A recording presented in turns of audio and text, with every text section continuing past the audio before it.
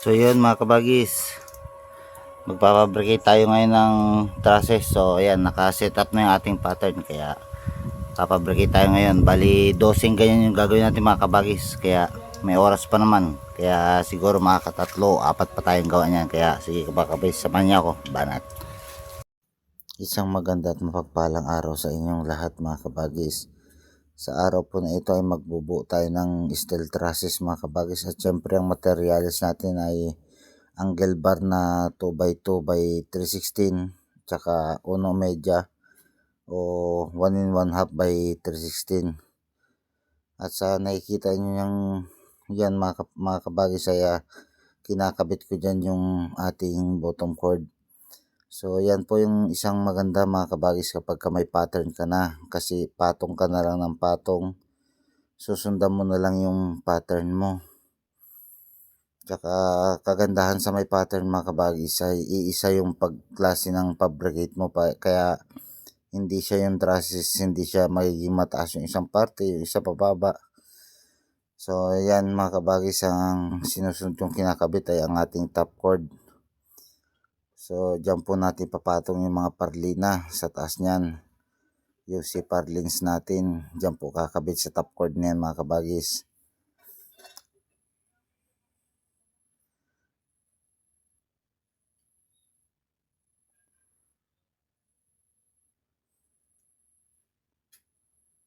At ang sukat nga pala mga kabagis ng ating gagawing trusses ay 10.2 meters yung kanyang lapad, pero kalahati lang po yung ating binubuo kasi para hindi siya mahirap iakyat. So yung kinakabit natin na yan mga kabagis ay yan po yung ating king post or center post kung tawagin. So yan po yung ating king post. Bali ang height po pala ng ating gagawing trusses mga kabagis ay 230, katamtamang tarik niya lang para hindi naman siya gano'ng katarikan, kasi 10 meters po yung kanyang lapad. So ang standard talaga na magiging king post niya sana yan mga kabagis ay 250, kasi kapag 10 meters yung lapad ng trusses natin, ang magiging center post nun mga kabagis ay dapat yun 250. Pero sabi nung engineer ko medyo masyado mataas yung 250, kaya binaba namin ng 20, kaya naging 230 na lang yung ating king post. So yan yung pala yung kinakabit natin yan mga kabagis, naman ay vertical brace po yan, o vertical member sabi naman ng iba.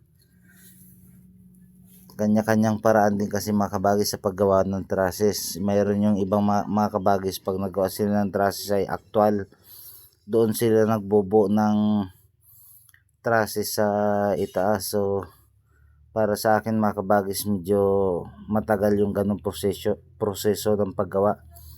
Hindi ako sanay sa ganong proseso ng paggawa, yung sa taas ako nagbubuo. Mas sanay ako rito mga kabagis, yung binubuo ko siya sa baba, para pag inakyat mo yan, pag pinagdugtong mo yung dalawang trusses, so buo na yung trusses natin, tatayo na lang natin. Pagkatapos patong ka na lang ng patong ng parlina o ng ating C-parlin. So para sa akin mga kabagis, mas mabilis yung ganong proseso kaysa yung i-actual mo siya. Mabusisi kasi kapag na-actual mo siya sa taas mga kabagis. Tsaka basta hindi ako sanay. Mas sanay kasi ako yung naka-fabricate na inakyat ko sa ibabaw, tapos pinagdudugtong ko na lang siya, tapos pag tayo mo, diretso na yung trabaho nun pag ganung proseso. At ang sukat nga pala ng ating web member dyan mga kabagis ay uno media, syempre yung bracing 2x2 by 316 yung ating framing, yung top cord, bottom cord, tsaka king post natin ay 2x2 na angle bar. At ang ating bracing naman na vertical, tsaka yung kinakabit natin ngayon, yung diagonal brace niya mga kabagis ay uno media o 1 in 1 half by 316. So yan mga kabagis, panoorin nyo ako mga kabagis sa paggagawa ng steel trusses. Bali ang sukat nga pala ng ating lalagyan ng bahay na lalagyan natin ng trusses mga kabagis ay 10 meters by 18 meters. So gaya ng sabi ko kanina, kailangan natin ng 12 set ng trusses sa 18 meters na haba, na kasi 4 Agos yung ating gagawing trusses mga kabagis yung trusses natin bali 4 Agos, kaya kailangan natin ng 10 pirasong mother truss, tapos syempre may tigkalahati pa yan sa kabilang side. Kaya yan mga kabagis, panoorin nyo ako sa paggagawa ng trusses.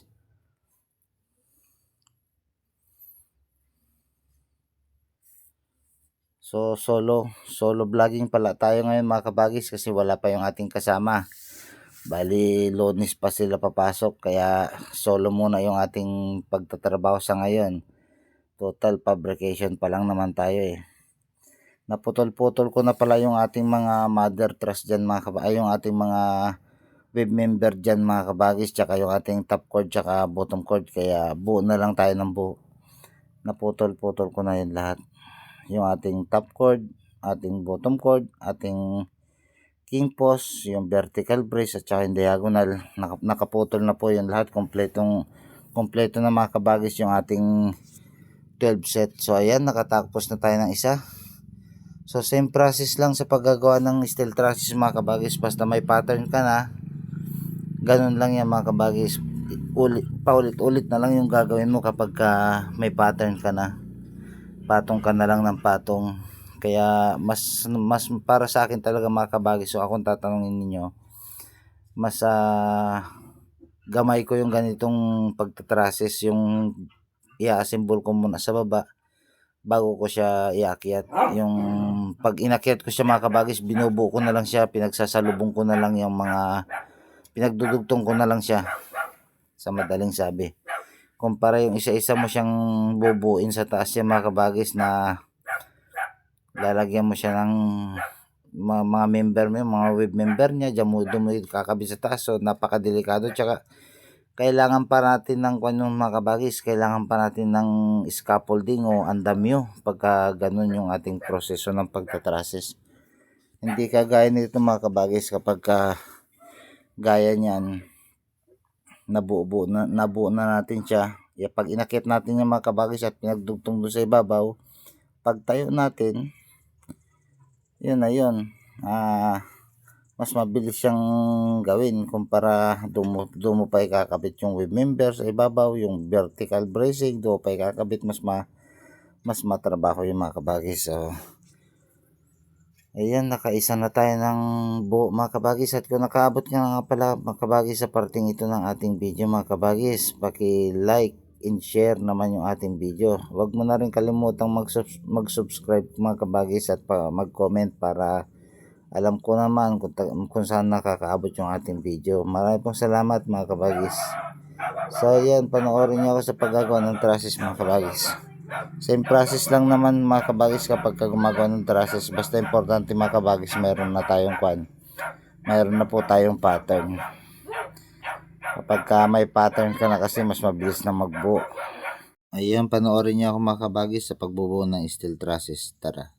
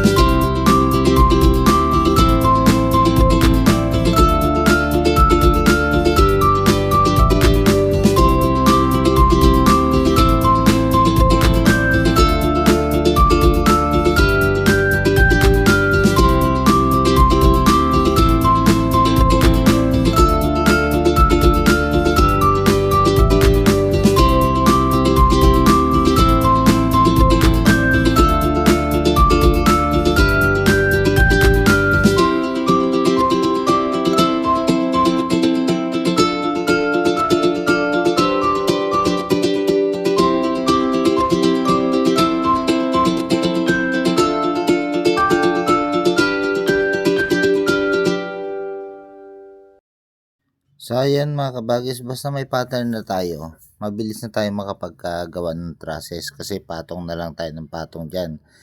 So gaya niya mga kabagis, naka-isa na naman ako ulit. So mas mabilis talaga kapag may pattern mga kabagis. I-try nyo rin mga kabagis, subukan nyo rin kapag gagawa kayo ng inyong steel trusses mga kabagis.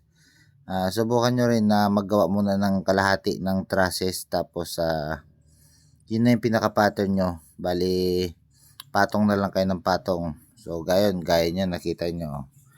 Mas mabilis ang pagtatrabaho kapag may pattern na talaga mga kabagis. So, ayan, samahan nyo ako muli mga kabagis.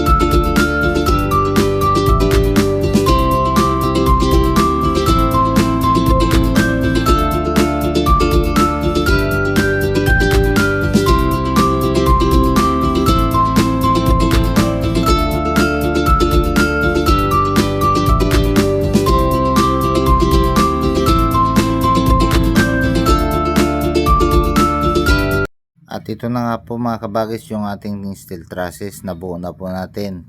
So hindi ko na pinahaba yung video mga kabagis kasi abutin tayo ng isang araw sa panunod kapag full video po yung ating ginawa, kahit sabihin mo na naka-fast forward yun mga kabagis. So ayan mga kabagis, nakagawa na tayo ng 12 set o 6 na ay 12 kalahati. Bali 6 na set yan mga kabagis, bali 12 pieces naman siya. Yan, so nakagawa na rin tayo ng pattern natin ng isang truss na yung malaking truss na yung mga kabagis, pattern po yan. So 4 agwas kasi yung ating gagawin, kaya mayroon yang paway na trusses. So ayan, nakagawa tayo ng trusses na pattern doon sa paway niya. So ayan, hanggang dito na lang muna yung ating video mga kabagis. Paki-like, follow, and share naman po yung ating video. At itong ating channel sa YouTube mga kabagis, paki-subscribe naman mga kabagis para updated kayo mga kabagis sa ating mga bagong video. So ayan mga kabagis, yung ating trusses na nagawa sa araw na ito.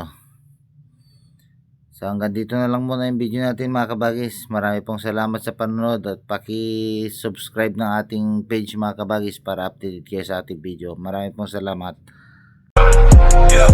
We will never be the same. Looking back at the past, all the lessons that I learned. Every fall, every loss was a bridge that I burned. Now I'm stronger, now I'm wiser. Got the fire in my soul. Every step, every breath, getting closer to my goal.